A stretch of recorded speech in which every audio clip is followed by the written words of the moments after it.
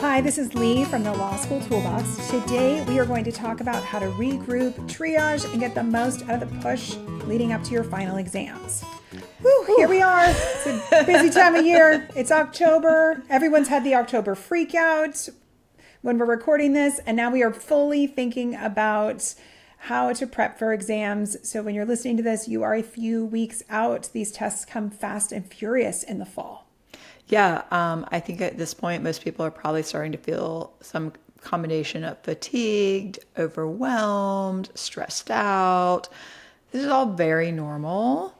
However, you do really need to take stock of where you're at this point and kind of develop that plan for the last few weeks so that you can finish off strong and really do your best. I mean, that's what we're talking about here. We're not saying like, oh, everybody needs to make an absolute A+ on every exam. We're talking about with the time you have available and your resources and where you're at, how can you do the most with the time you have left? Yeah. Somebody was talking to me, not in this context, about exams and assessments and reminded me that any sort of exam is just one snapshot in time of your performance on a specific day under specific conditions. And it was just such a good reminder that what you're really doing is just training for that one moment where you get to try and do your best. And don't give it any more power than that. It is a snapshot, but just like athletes who perform, who plan to perform on one individual day or one individual race, you do a lot of prep to be able to show up to be the best possible version of yourself. But this idea of a best possible version of yourself really gets lost in law school because it's usually a shell of a person who shows up to law school exams. And I don't know that that's really the best snapshot of you as a law student. You want to show up as, hopefully maybe a stressed version, but at least a prepared version of yourself. Yeah, and I think those first semester exams in your 1L are so hard because you haven't gone through it before. You don't really have a very clear idea of what you're going to be asked to do. It's just a very intense experience. And so I think even when you go in, with the best laid plan, things still kind of often go sideways, but there are some kind of common themes and common problems that we see a lot with students that we work with in this kind of final exam push. So we thought it just might be helpful to talk through some of those. And if you identify with them, we'll have a few solutions. So Lee, what's first on your list? All right, first on my list is this idea that I'm spending lots and lots of time outlining, but it turns out I don't actually know any of the law. So, Oops. I'll go ahead and confess that this totally happened to me. First semester, I had very long, beautiful outlines, and then I didn't really know how to apply that law because I was so focused on creating documentation, which I'm very good at, but I didn't realize what was really being asked of me in the exam. And that was a bit of a shock to my system. Right. I mean, luckily you have two parents who are lawyers who, as I recall, the story kind of took you aside at Thanksgiving and were like, wait, you can't recite the elements of this very basic law with any degree of certainty. You have an exam in a few weeks. This is a very serious problem. Yes. So basically they saved me. But we're here to save you, to pass along the advice. I mean, you really need to take a pause. And if you can't ask yourself some simple questions and either quickly find that answer in their outline or realize that it's already somewhat in your brain and you're a few weeks out from exams, you really need to take a moment and decide how you're spending your time. So outlines, I think, are some of the most popular busy work that students can do in law school. It feels so good to draft page after page and think about how much work that you've done. But the real question is that work getting you any closer to performing on a test? 200-page outlines typically aren't going to do it. No, and at that point, people tend to get really obsessed with the formatting and does their table of contents look perfect? And that is not going to help you on an exam. That is just you trying to control a stressful situation with irrelevant work. Yes.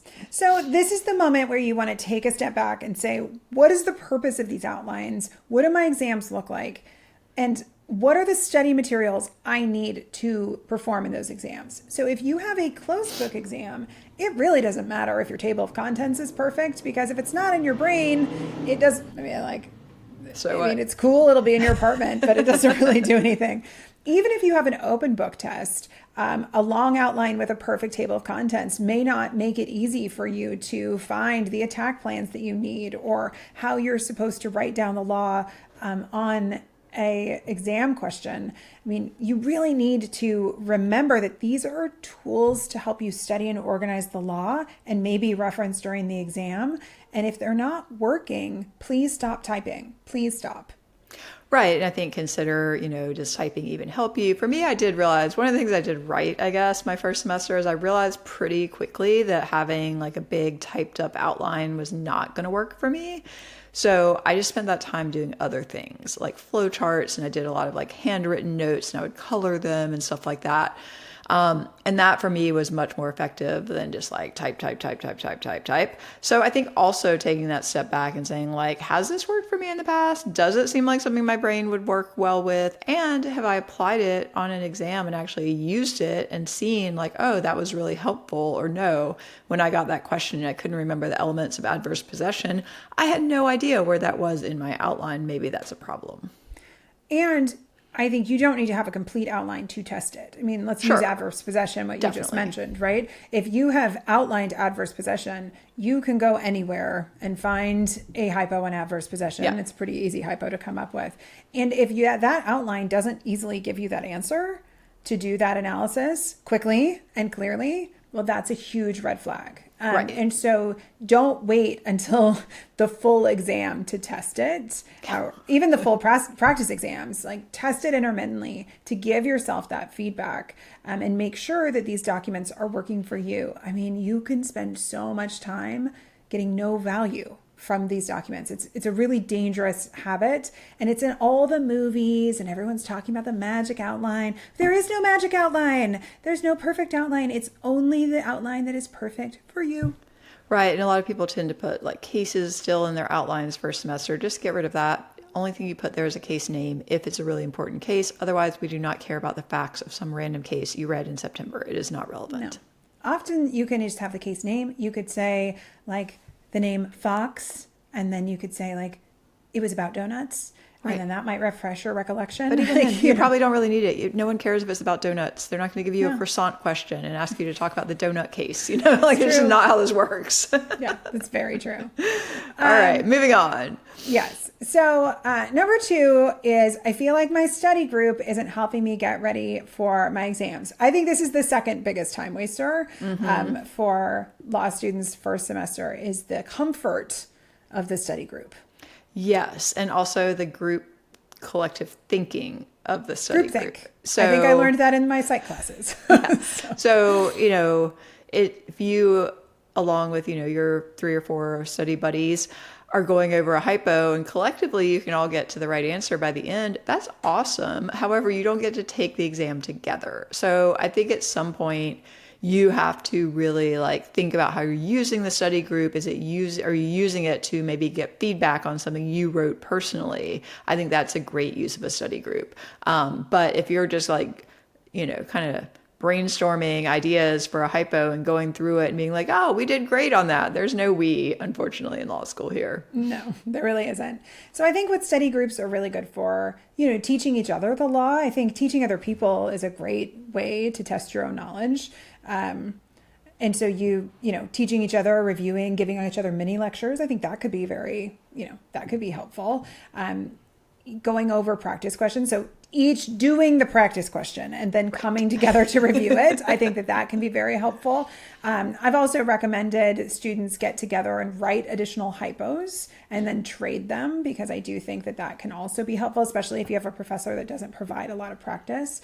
So that's a good use of study groups. But again, study groups are notorious for being huge time wasters, sharing massive anxiety and panic attacks because the group collective anxiety is really real, giving you that false sense of security that you're talking about, Allison, and just this idea that you feel like it's a group project, and it is not. I mean, I will tell you, I did not love study groups, but I did go to a property study group because I did not like property. And one of my friends who basically taught me property, like all the future interests and future estates, he got a C and I got an A.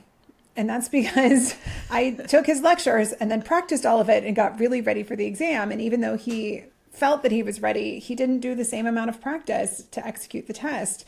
So even though he taught me property, I still performed better. And that is, I don't think that I'm unique in having It's that not story. uncommon. We hear that a lot. The other thing that can happen in combining outlining and study groups is there's always this, people think it's a good idea to split up the outlines in their study group. And like, well, you make either like this outline and give it to me, or you make this section of the outline and I'll make this other section.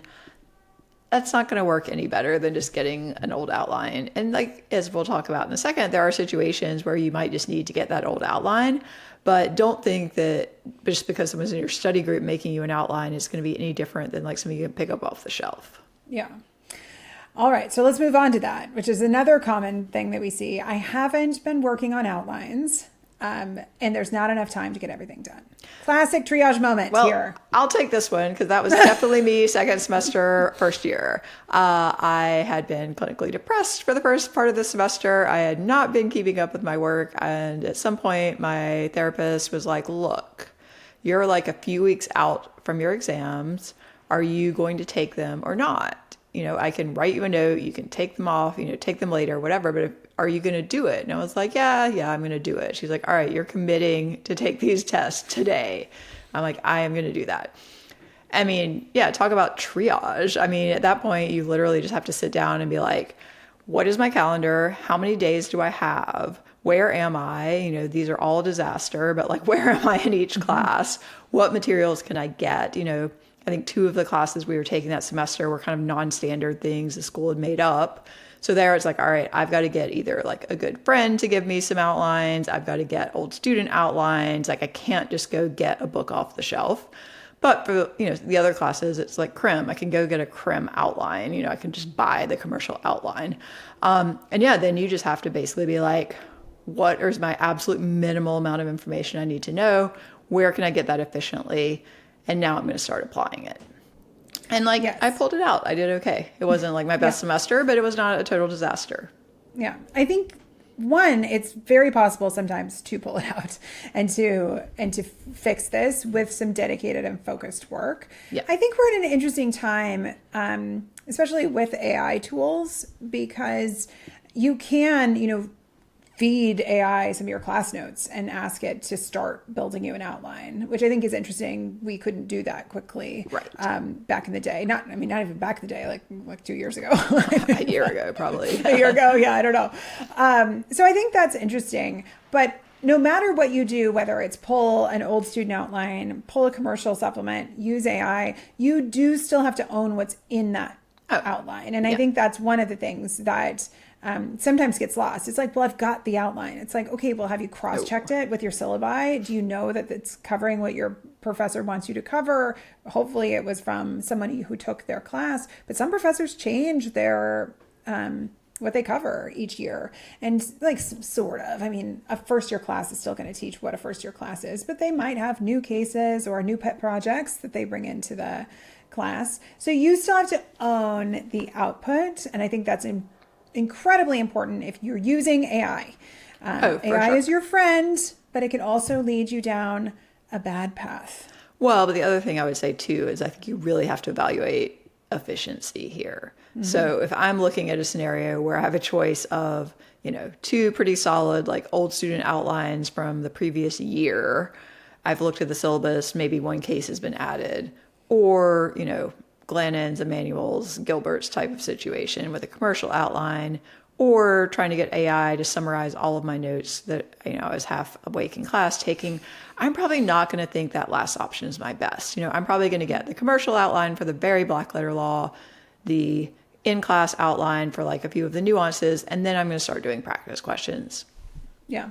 I think so. And then making any supplemental materials to flesh it out for yourself, like you were talking about flowcharts, right? It's like, this is a great way to use your time because the making of the flowchart increases your understanding of the material. Right. But honestly, even then, if we're really talking triage, I'm probably not making a flowchart. You know, No, like that's probably true. I mean, if you're in a really dangerous spot, no flow charting. You're right. Yeah, like you're not trying to get an A+ here. You're trying to hit the curve, basically. Right. If you hit the curve in this scenario, you have done really well.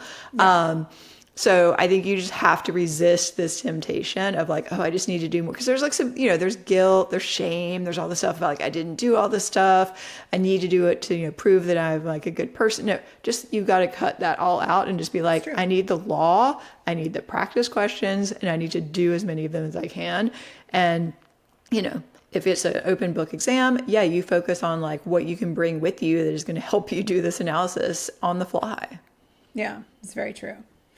All right, here's another common situation we hear. I have practice exams for some of my classes, but when I sit down to write one, I have no idea where to start. This also happened to me.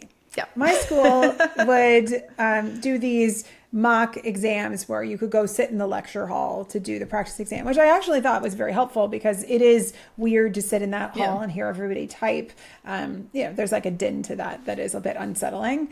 And I walked out of my first Sit Pro exam because I had somebody else's outline. I had not made it my own. I had not been studying the law. I had been going to study groups, and I left that. I took the exam so I could do it later, but I left and realized that was not how I should be spending my time. And then I walked out of my study group after that because I realized that they were not getting me ready for the test. It was a really scary moment. But I will say that I did not just throw the practice exam in the trash. I took it and without time constraints started studying it and started like teaching myself the law by what was being asked in those questions. And I did, pull it out. My first semester grades were not my best grades in law school. I had a learning curve. But like, yeah, it happens. So I feel like so often you feel like everyone else has it figured out when you have these, scary moments. Most people do not have it figured out. And you just have to find your path through whatever mistakes that you're making. And you're probably making a few mistakes. Right. And I think if you really have no idea where to start, I think that is totally normal. But I do think, this is a scenario where you can get help. Like maybe you do go to people, even if you're not in a study group, like I would sometimes get a few people together for a class and be like, can we work through this hypo together? Or, you can hire a tutor and like, we'll help you work through a hypo, or you can go to academic support and see what they have to offer. But, you're not the only person who's ever looked at this and been like, oh my gosh, I have no idea what to do. And everybody can get through it. But you might need, even if it's a 2L friend or your TA or whatever, somebody who can just be like, look, here's how you approach this. And like, you can do this. And like, you need to calm down and like actually work through it. Yeah. Don't let the panic take over. You do have to get this work done. Yeah. All right. Another one we hear often is everyone seems to be working harder than I am and staying at the library until midnight. Do I need to do that to get ready for exams? Alison? You do not. I mean, I think honestly, most people are not studying full time when they're in the library. Like Columbia just sent me this email that they're so excited about their fancy new law library with this like huge open atrium with like all these study tables in the middle, ringed by more study tables. I'm like, nobody's getting anything done in there. So I think, if you can be efficient, I'm not going to tell you that, studying for law school exams is a 9 to 5. I mean, some people say that. I think you're probably going to do more work than that. But I don't think you need to be doing, like 20-hour days or anything like that. You can't work that much. No. And anyone who's in the library all day until midnight is not studying all day. I mean, really, you have no idea what they're doing. They could be wasting their time. They could be playing games on their computer. There are lots of things people will do to use that time. So first, just sitting in a seat in the library does not mean that you're effectively preparing for exams. I think that's really important. I also think you need to be honest with yourself more about how much you're studying. So do I think you need to stay at the library till midnight? No, I do not think clearly at midnight. Like I cannot study late. I'm not a night owl. That was a terrible choice for me. But I think what is important is for you to sit down and track your time and say, well, how much studying did I do today? Did I do 10 hours of real work, not like 10 hours hanging in the library? Well, then you've probably done your work for the day. and then you can go home. If you find out you're really studying 6 hours a day, well, that's probably not enough to get ready for your law school three exams. or four. Or 3 or 4 or whatever it might be. I also think it's really important, as you were talking about the beautiful new library at Columbia, to make sure that you are not distracted. So if you cannot sit in that library and focus on your work, then go somewhere else. Find somewhere that you can. But what we mean by no distractions is like not the 2025 version of no distractions, which is like, I put my phone on silent. Like you need to put that phone away. You need to turn it off. You should maybe consider a social media break. You cannot be switching between tasks. We have been doing research on this topic and I'm blown away by how much time we waste by all of these terrible habits that we have developed over the last 18, 17 years that we've all had iPhones. But it is time to really dial it in and think about what you're doing. Like if you can't do one task for 45 or 50 minutes on getting ready for law school exams, you must really focus on removing distractions, turning off your internet, and just working as thoughtfully as you can to build up to being able to have more focus. Yeah, absolutely. I think this is, where you take that monastic version of studying, whereas you in a carrel in the library with like walls around you, essentially. I mean, yeah, when I looked at this library, I was like, oh my God, this would be like my absolute worst nightmare. I mean, I'd be happy to go like hang out and chat with my friends there, but like to actually get work done, no way. I had like a whole rotation of places I would hide out in different libraries, like I'd go to the architecture school because no one was ever there and it was beautiful. I'd go to teachers college. I would go to the business school. Like if I wanted some light stuff because they were always just hanging out, I would go to I literally had like an actual hideout room in like the top level of like the undergraduate library. And this was all very like Hogwarts style stuff too. So like you can find beautiful places, but I basically just didn't want anyone I knew to find me. Yeah. I mean, we read recently in some research that just having your phone next to you, which right now it is, so I guess I'm not looking at it, but it's on the table, lowers your IQ by 10 points. 10 Crazy. points just by having your phone next to you because your brain is wondering what is on it. Yeah. It is really terrifying. So that is why, especially if you're in a triage situation, everybody should worry about this, but especially if you are limited in time, you must have as much brain power as you can to throw into this problem. And I think reeling in your technology is a great place to start. And that should also be about where you spend your time and just manage all sorts of distractions and interruptions. Friends interrupting you is also a huge waste of time. So just be left alone. Go find somewhere quiet. I studied at the medical school near my law school, and they sleep in the library. Nobody talks to you. Yeah. No, I've even heard of people like renting hotel rooms if it gets really bad and like they have to get away from their friends and family or something, So yeah, I just think like we so rarely now actually go and like try to focus intently on one thing just by ourselves, but this is really the time. Yeah, you were just at a talk recently where a very successful famous person was discussing how hard it is to block time for creative, deep work. Everyone is struggling with this, folks. Everybody. Yeah. It's not just you, but school is one of those situations where you absolutely have to make this a priority. Yeah, absolutely. Well, I'm going to take this next question because this was definitely something I really struggled with.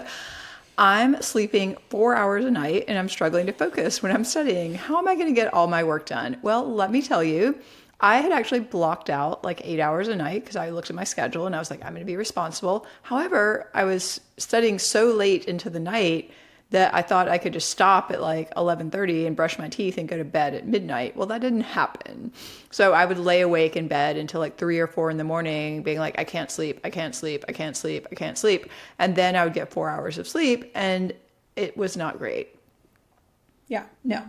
We've had our friend Lindsay Scola on this podcast a few times talking about sleep. There is no data that shows that we perform well on 4 hours of sleep. All the data says it is terrible. You're basically drunk. You cannot retain clinical information. Depression. Yeah, your cognitive abilities are super diminished.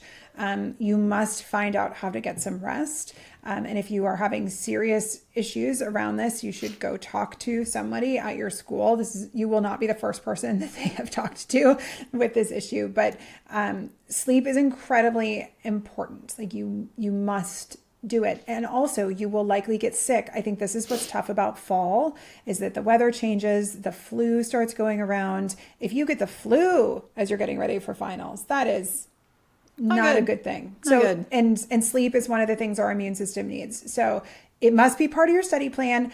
As Alison said, you can't just pencil it in. You actually have to set yourself up for success. But we'll link to the episodes with Lindsay because they're great. They're an easy snack to listen to while you're taking your walk to take a break from studying. But you need to make sleep a priority. Yeah. And it's hard. I mean, it's definitely hard because it does take time, and time is what you don't really have here. Yeah. But, they're also meds. Let's be honest. You need to get help if you need help, basically. 4 hours of sleep is not the answer. Okay. We know a lot of our listeners get accommodations. The most common accommodation we see is time and a half. So what if a student says, I got my accommodations, which are for time and a half, but I'm not sure how best to utilize this extended time. Like, what do I do? So Alison, how do you study for extended time? Well, I think there are two things. One is you're kind of going to figure out how you're going to use it on the test and actually practice doing that. So, if it's a standard time would be a 3-hour test and you're going to get 4.5 hours, well, you need to do some 4.5-hour practice and kind of see how that plays out. And then also when you're studying, I mean, the reality is there's a reason you're getting extra time on a test, which also suggests that there's a reason you're going to need extra time to prepare. So I think the time aspect and being efficient and really focusing on things that are going to move the needle for you are just even more important. And also thinking about why are you getting accommodations, and what do you need to prepare to make yourself as efficient on the exam day as possible. So if it's, ADHD, which is one we hear a lot, or anxiety, you probably want to go in with like a very clear attack plan, and like very clear elements, because that is the only thing that's going to keep your brain kind of anchored. So I think it's a tricky situation. Yeah. And if you're taking, if you have a 3-hour exam that is now 4.5 hours, that is a very, very long time. I think that is one of the kind of cruel jokes about getting extended time, especially with ADHD, is you're being asked to take a very, very long test. And you have to be honest with yourself about where your own strengths and weaknesses are. Some folks really cannot focus for more than 30 or 45 minutes. And if that is you, that is okay. You need to acknowledge that and then figure out how you're going to take 4.5 hours and turn it into 35, 45-minute chunks. And what are you going to do in between? Are you going to go wash your hands? Are you going to go put water on your face? Are you going to stretch? Or these are the things that you have to figure out to make the most of this time. Sometimes it's not as straightforward as I get accommodations because for whatever reason, I'm a slower reader and I need more time to read. I think that is a little bit easier to say, okay, well, it's a long period of time, but I just needed that time to plod through the work. That's a little different than often ADHD, which is I'm likely to lose my focus. How am I going to get it back? And part of that extended time is to allow you to kind of right the ship. What's your plan on how to right the ship?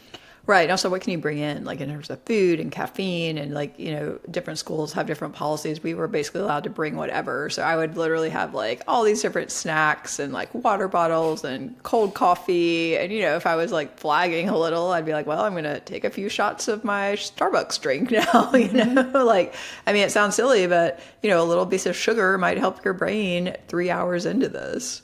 Mm-hmm. It's so true. But you want to practice and think about it. You have to practice it. Yeah, you have to practice and try things out. You don't want to experiment in the exam room. So but protein or sugar, or like how do those combine? It sounds silly, but stuff like that can really actually tank you. Yeah. Oh, I love a good chocolate covered almond for a quick something like that. Yeah, something like that.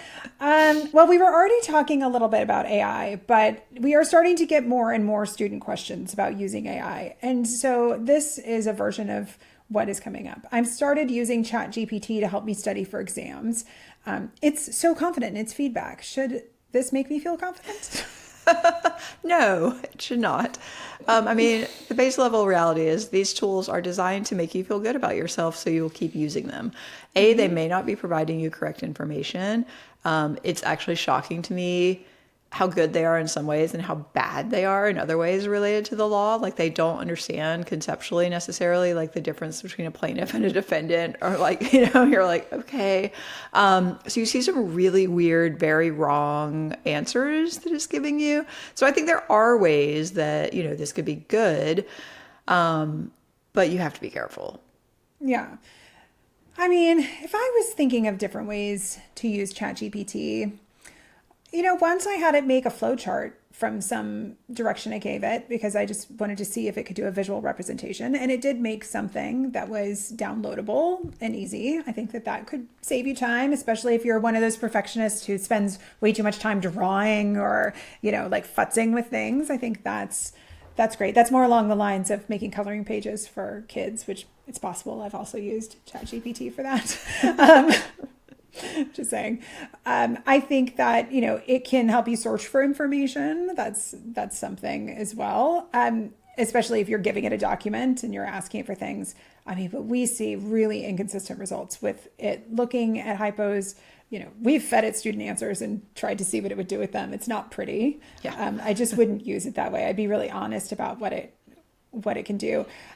What I do think that it can also be used for is to help you manage your workload in some ways. So I just found this new trick that apparently is new to me, but not new to everybody, which is that you can use ChatGPT to create calendar invites for Google Calendar. So you could tell it that you want 45-minute blocks throughout the day balanced between 2 different classes. And you could give it all of these parameters and ask it to develop a study schedule in 45-minute blocks with 10-minute breaks, and then to create a Google Calendar invites based on that you can upload to your Google Calendar, and it will do that. And I think that's pretty cool because for students who really need that level of granular accountability, you don't have to sit there and do all of that work yourself. And so I like that. I like that idea to use it for that. Yeah, it's not bad.